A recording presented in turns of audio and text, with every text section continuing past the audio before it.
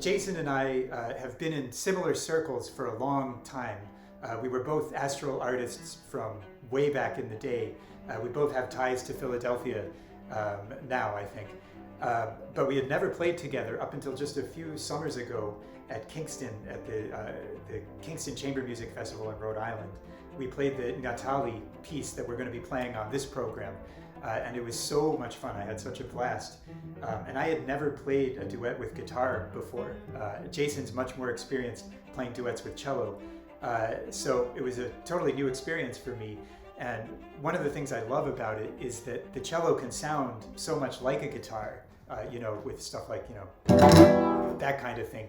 But of course, it can also sound so different with, you know, soaring legato melodies.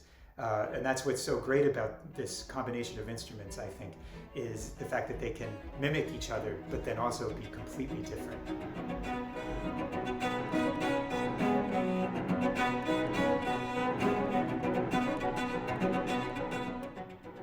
It's interesting because sometimes composers and performers, their priorities don't always align. Ideally, they should align.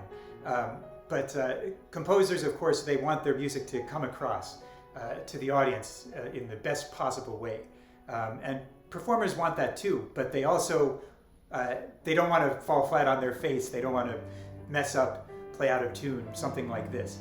So as a result of that, I think that performers have a tendency to err on the side of being safe, not taking risks. Whereas sometimes I think that composers, they would prefer some risk-taking when it comes to things like choosing tempos or making a gesture seem natural. So it's interesting. It's interesting. So I think as a composer myself, I like to take more risks when I play.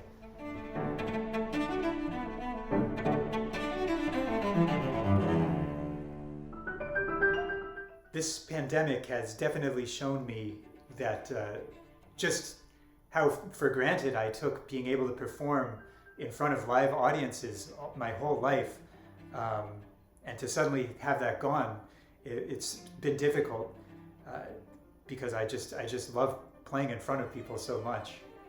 But what's been gratifying has been to see that on the receiving end of that, people who love going to concerts have been reaching out and have been missing it just as much as I have. So I think it shows how important music is to society, and also maybe how primal it is. Maybe it was the first of all the art forms.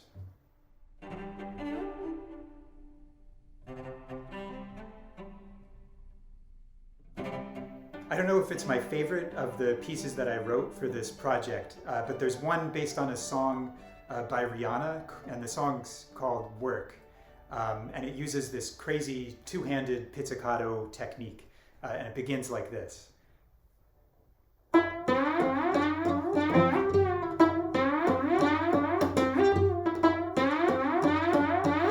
Like that. And then later I take it, the same technique, and I turn it into something contrapuntal, and it sounds like this.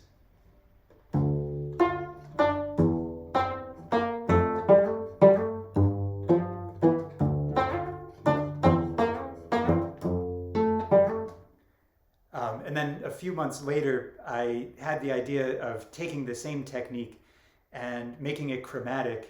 And I thought Flight of the Bumblebee would be perfect for that. So I made an arrangement of Flight of the Bumblebee that begins like this.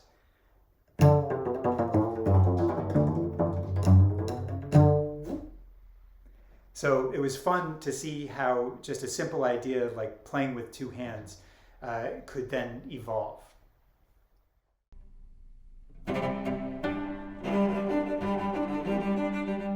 I enjoy writing a lot.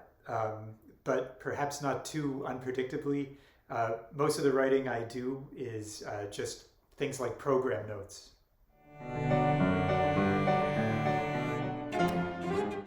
Right now I'm reading The Unbearable Lightness of Being by Milan Kundera.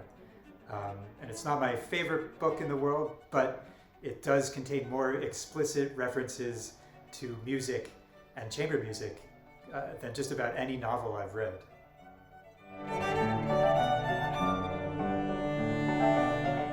For me, music is deeply personal. So for inspiration, I look to a lot of places, but especially within my own personal life and within the personal lives of people who I'm very close with.